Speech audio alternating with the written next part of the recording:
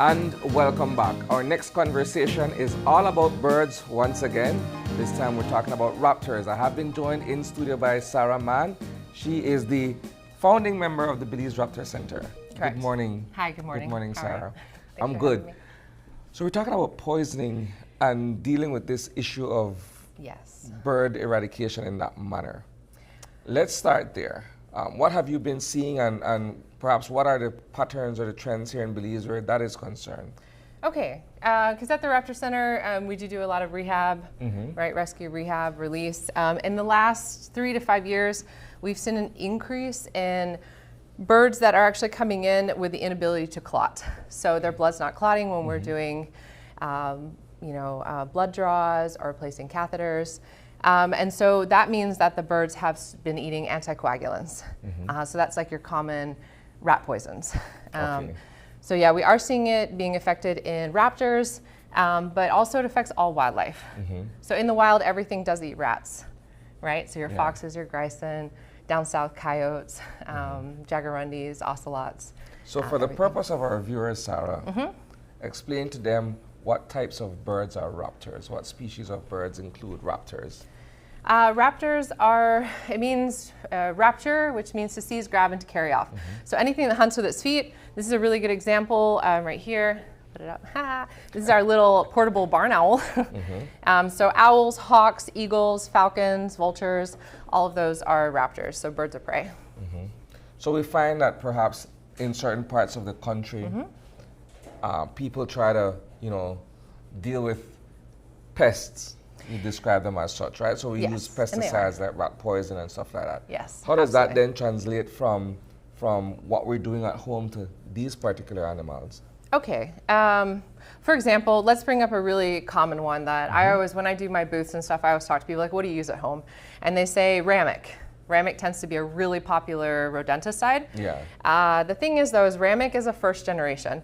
So unfortunately, first generation anticoagulants, so say we see a rat in our house, right? And the first thing, that's Ramic right on the screen. The first thing we do is we go, oh no, let's buy poison, right? Instead of figuring out why they're there. So prevention actually is your first key. Where are they getting in? Why are they there? But most people do buy poison. So say the rat comes and eats the poison. The problem with Ramic is they need to eat a lot of it in order to die. So most rodents actually only eat sublethal dosages. So they come in, they eat a little bit, they get sick. The rat goes, ooh, no, I don't want to eat that anymore. And the problem with the first generation is the rat then forms a resistance. So I don't know if you know antibiotics. So say you get sick. The doctor says, finish your course, right? If you don't, what happens? The next time you get sick, you're resistant. So the same thing with the rodents. With the Ramics, the rodent becomes resistant. So then this resistance can be passed on to the next generation of rodents, right? So then you have an army of resistant rodents. But in the meantime, the ones that are eating the lethal dosages, they take 7 to 10 days to die. So in that time, other things are eating them. The owl will come in, the owl swallows the prey whole. Whatever this eats, and it dies too. This bird would have eaten 1,800 rats that year. So you have killed one rat, but this owl would have eaten 1,800. This is your best pest control right here. Even domestics, right? So I've worked at a lot of veterinary clinics in the country. A lot of them say that, dogs, cats are coming in and they're being poisoned because their neighbor used rodenticide and it ate a sick rat. So unfortunately, it's called secondary poisoning. It does affect the owls, the white-tailed kites, kestrels, snakes. Anything that eats the prey whole will be affected right away, right? And usually they don't make it. Things like your hawks and your eagles, your grison, your wildcats, it does take time to bioaccumulate in their system. But what happens when they're eating it, if you eat poison, you become weak, you get sick, your immune system drops, the animal can't thermoregulate, it actually lowers reproduction success. So even though they might not die right away, you're still affecting them. And so, with a weakened immune system, they're more likely to catch a zoonotic disease, so. All right, so let's step back a bit and talk about what we have here on display in the context we have so much. In the context of talking about raptors and poisoning. Yes. What do we have here? Okay, so when we really got into this, we were just trying to help the birds, but we realized we have to help all wildlife, right? And in order to help wildlife, we have to help people, right? Yeah. Rats are a problem, right? You get a rat in your house, you don't want that rat there. Do you guys know that 2 rats make 15,000 in a year? But if you have resistant rats, you make 15,000 resistant rats, right? Yeah. So we started getting into integrated pest management. And we started using a birth control for rodents. So this is a science-based, there's no secondary poisoning. It actually lowers the population by causing the male and the female to no longer be able to reproduce. So this is this? Yes, so I put it in package form so you guys could see. It's like a little sausage. Even if a child gets into this, a dog, a cat, they're not gonna be affected. It is just cottonseed oil. There's nothing, it's organic, there's nothing toxic about it, but it does stop reproduction. So whenever I talk to, so let's say a residential house, the first thing I suggest is, like I said before, prevention. So where are the rats getting in? Why are they getting in? Is, they're a food source, maybe you can put into containers. They're holes, maybe you can seal. Then you monitor it, right? So you take care of those problems, you monitor it. If you're still seeing rodents, then the next thing would be like trapping. So, snap traps, sticky traps. I'm not a big fan. I've gotten a lot of owls, but if you do it in a correct way and make sure it's not just outdoors, because if a rat gets stuck to it, an owl will come in and they'll try to grab the rat and then they get stuck to it too. So you have to be careful with sticky traps. These would be primarily like for indoors, if indoors. possible. I also use them in farming fields, and I'll explain that real quick with our whole display right here. And then here's your live trap. So this is like a humane live trap. I catch them in here and I feel really bad and I let them go in the field. I know, they're so cute. Are you displacing the problem then by letting them go somewhere I know, but else? some things can eat them, right? I'm like, here you go, hawk. So these are just, methods of trapping them without poison.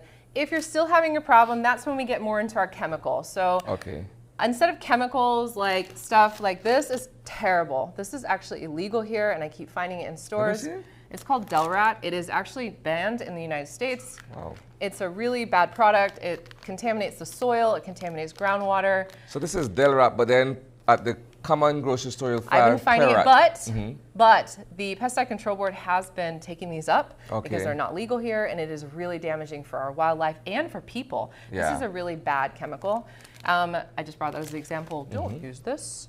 Let me put these here out of the way. So then you get into your chemical, right? So that's when we get into using the birth control. We have a little box right here. So this is a common box that pest control companies use. It does say do not touch because usually there's poison in it. I use it and I put in the birth control. So I'll go to establishments. Okay, well, it opens usually, and then I will stake the sausages in, and then the rats will come and eat that, and then they stop reproducing, right? So it's a really good. The thing is, though, it is a little bit more expensive, but it's the initial investment. All right, hold on, Sarah. Let's step back just a second here, right? As a host, as a homeowner, sorry.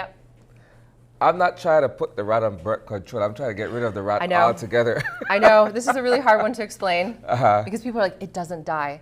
The thing is, rats don't ever live their lifespan. The rat that you're seeing is probably never the same rat, to be honest. All right. So when you stop them, let's put it back. I'm a biologist, right? So I look at a population. How do you control a population? How do you control it? You hit the fertility, right? So if you want to control a population of something, you knock the fertility, right? If you put this in your house, so I actually, I used to use it around my chicken coop, right? Chickens are terrible. I do this, I make a tunnel, I use a stake that's right here, if you can hand me the stake. I stake anything in, I stake the sausages in, I put this in, it gives the rat a safe place to go. They eat it because chicken coops notoriously bring in rats, right? And then after a time, after about a few weeks, you don't actually see them consuming so much. And you see less droppings and you see less damage because they're not reproducing, right? If the male eats this, he cannot reproduce the females because his sperm's immobile. If the females eat it, then obviously she can't fertilize her egg. So within a month and a half, you can knock a population down by 70%. Wow. So this is not something you have to use like tons and tons of it. This would probably last a household you know, a good 6 months. But after that initial month and a half, you're actually only putting one sausage out because you're just hitting the older breeders. But everything eats rats. Most people have house cats. Those things catch rats, right? So that rat gets outside, it's going to be eaten. Or, do you know what you do? You use this and then you use a snap trap or a live trap. So where trap. do we find these? So right now, we're going to have them in Huron & Sons. Reimers is going to be carrying it. Brody's here in the city. AMC has it. Down south in Toledo, a lot of the farm stores are going to be carrying it as well. Yeah. So, and it has a shelf life of 2 years. All right. So a really long time. You said castor oil? You said castor oil? It's cottonseed oil. Cottonseed oil, sorry. Yeah. All right. Pretty amazing. Explain that for us a bit. And how does that work from perhaps a scientific point of view? You know what's really funny is the people who were studying menopause discovered this. Okay. Yeah. They were studying menopause and they were looking at how to actually speed up menopause. And the rats, they had the male and the female rats, and the females were not getting pregnant. Yeah. Because they were eating this cottonseed product they were using. And so scientists and biologists were like, that's weird. You know, in a laboratory setting, rats aren't breeding. Why are they not breeding? So then they looked at it and they formulated it to make it where this is the only thing the rat wants. Yeah. Right? So unfortunately, like let's backtrack real fast to poison. If there's alternative food sources, so say there are grains here or you're on a farming field and there's watermelon, they'll eat the alternative source. They've done so much studies on the evolve that they will get the rats addicted to cocaine and they will choose this over the cocaine, wow. Which is pretty addictive, right? So it definitely works. I actually got a photo the other day from Toledo. A lady said that they actually ate into her bag to steal a sausage.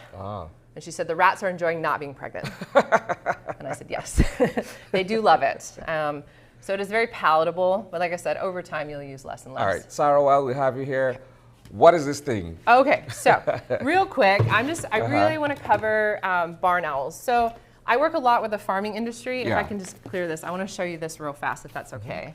And just recently, I was down south in Toledo, and I was talking to the farmers. And I don't know if you guys remember a year ago, they posted videos of the rats in the fields. Yes. Okay, so an entire infestation of rats. Huge problem. Chansey, they were running around, they're eating the watermelons, they're running over their boots, they're everywhere, right? So I'm in Toledo, and I'm talking to the farmers, and I'm like, hey, you know, how's it going? And they said, well, this organization gave us buckets of Ramic. And I was like, stop.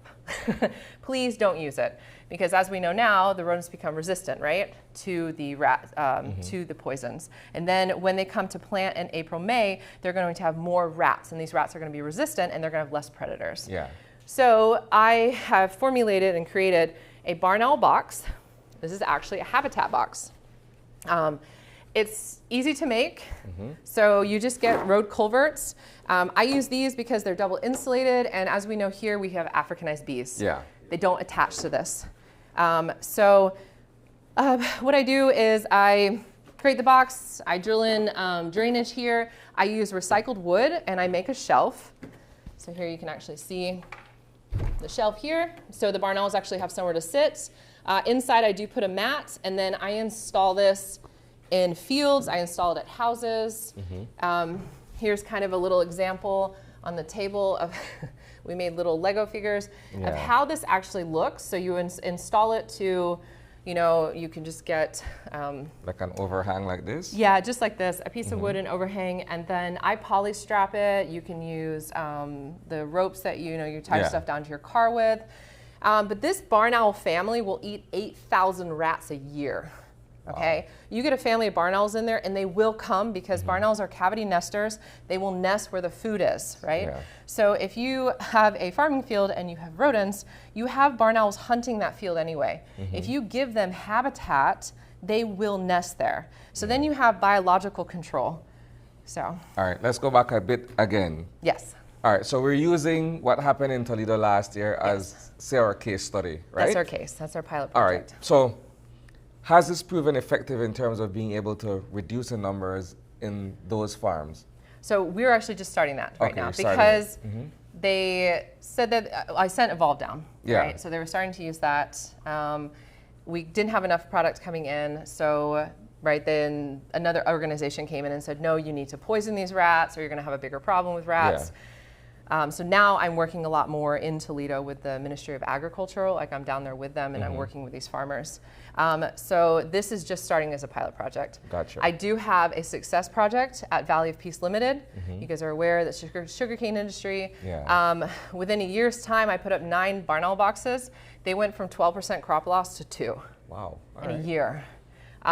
They saved $8,000 a year on rat management, so pest control companies. So I'm saving them $8,000 a year, and the owls are the ones doing the job. So they're using nature to benefit their farms, right? So everything will balance if we allow it to. Looking at an ecosystem and how that they're all works. here. They're here for a reason. They are the best pest control. So if we put up some barn owls, so we did build a bunch of barn owl habitats. I took some down last month when I did a program down there. We have some more. These are actually going down there soon, and we will be putting these in the fields. All right, so my final question for you this morning, Sarah. Yeah. How did you get into all of this? Oh. What drew this passion for dealing with birds and dealing with pests and what have you? So unfortunately, the way forward in wildlife conservation too is making sure that we lessen our impact on the environment, right? So in our rehab situation, when we're getting birds in and they're dying in our hands and there's blood coming out of their nose and their mouth, and we know that it's rodenticide and it's something that is so preventable. It's just teaching people. Yeah. Honestly, a lot of people I talk to, they say, I didn't realize it killed more than rats, and they really don't know. And so I think by just teaching them just a little bit, you know, they don't want to poison wildlife. So that's really why I got passionate about this and started the Poison Free campaign. Can I show you real quick just a little setup real fast? Go right ahead. So we actually have our farming field right here. I just printed off this awesome little farming field. This is for farmers because I know farmers are about to plant, right? So we're looking at April, May. If you have a farming field and you want to attract raptors, right? Because raptors, both daytime hunters, so your hawks and your eagles, and then you have your nighttime hunters, so you have your owls, right? So you can have 24-hour pest control. You can, it's amazing. You literally, every 50 meters to 100 meters, you just install a perch. That's all. It can be a bamboo, it can be a pole, it can be a bush stick, it has to be 10, 15 feet in the air with a T on it. That's all you have to do. You can actually see here, we got our little owl on this one. And then you want to put your barn owl habitat. So you can actually install barn owl habitats within your field with your hunting perches, and you literally have pest control right there in your field. It's amazing, and it works. I've been putting, you know, perches in fields. People are like, oh no, there's a raptor on it. I'm like, I know, because if they see a perch, they will come to it. And most fields clear it down and they leave this jungle around it, which is great because that's an edge. And the raptors will hunt from that, but they won't hunt within your field and perch. Most raptors sit, like the roadside hawks, they sit and then they hunt from that perch, right? So definitely a way to encourage them. But if you have any more questions, I mean, people can always call the Raptor Center. Always. How can we get in touch with you? What's your number? 615-0226. Yeah, 615-0226. Yeah, you can call me, you can WhatsApp me, you can send me pictures of your fields, the problems that you're having. We can always come out and help as well. We're here to help. Excellent job, Sarah. We've come to the end of our segment with you this morning. It's been great. We're going to take another commercial break, I should say. And when we come back, we'll have more Open Your Eye with Amore Cafe.